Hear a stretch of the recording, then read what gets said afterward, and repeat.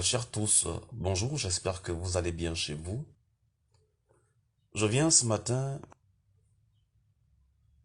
parler un peu de la situation à laquelle les populations gabonaises sont confrontées depuis naturellement l'avènement des casses de leur maison par le gouvernement de la République.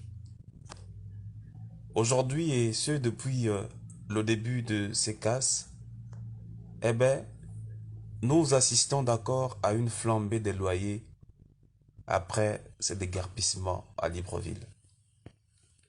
Aujourd'hui, ce après le début de ces déguerpissements brutaux, ces actes, on va dire barbares, quasiment, de la part du gouvernement gabonais, nous assistons d'accord à la flambée des prix du loyer à Libreville. Aujourd'hui, la capitale gabonaise fait face à une forte pression sur le marché locatif depuis ces récents déguerpissements des populations vivant derrière l'Assemblée nationale au Carrefour SNI et justement à Mindoubé. Alors que hier encore, nous trouvions des chambres dites américaines à 80 000 francs, ben aujourd'hui, ces petites pièces pour les célibataires et personnes à revenus, je peux dire quoi, limités, d'accord, sont surpris de constater, d'accord, une montée vertigineuse de ces prix de loyer. Ces chambres américaines aujourd'hui sont passées de 80 000 francs à 120 000. Lorsque vous avez affaire à des bailleurs, on va dire quoi, raisonnables, eh bien vous trouverez ces pièces à 100 000 francs. Ce, sans charge.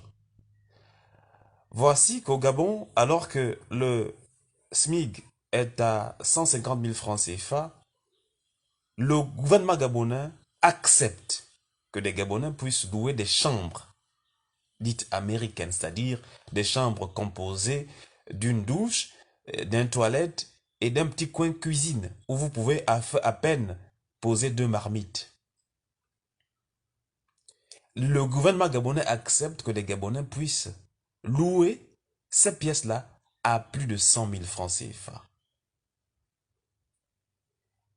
Bon, si vous êtes un employé du secteur privé ou public avec un salaire de 150 000 francs, comment feriez-vous pour vous en sortir si vous devez payer une pièce, c'est-à-dire une chambre américaine, à 100 000 à 120 000 francs sans charge ou avec charge?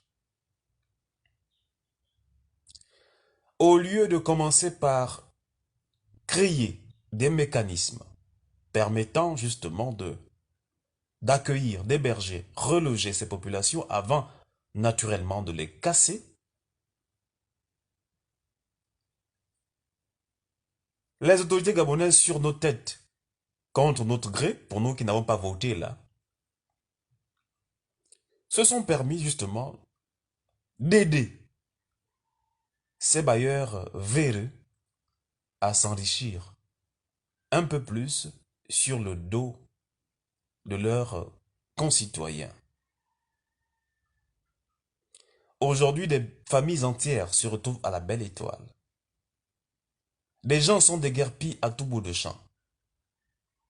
Qui peut me dire que quelqu'un peut être à même, capable, d'accord, de déménager en moins de 72 heures sans projet de déménagement au préalable?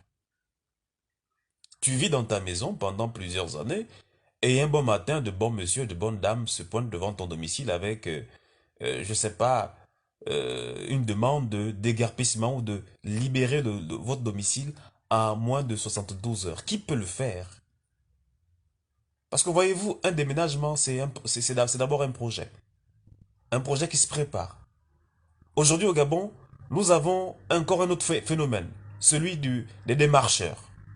Lorsque vous devez chercher une maison et que vous, c'est sur peut-être les réseaux que vous, d'accord, prenez connaissance d'une annonce de maison à louer, vous devez d'abord prendre du crédit de communication pour appeler la personne. Ensuite, prendre le rendez-vous pour aller voir la maison. Vous allez dépenser, d'accord, les sous de taxi pour vous déplacer. Arrivé là-bas, on va vous prélever 5000 francs cette fois pour la visite d'une maison dont tu n'es même pas sûr d'apprécier et de pouvoir prendre. Et lorsque vous êtes intéressé par cette maison, vous devez, en plus de payer la caution et un mois d'avance, vous devez également débourser la moitié du loyer que vous avez donné, d'accord, au démarcheur à l'origine de l'annonce que vous avez vue sur les réseaux.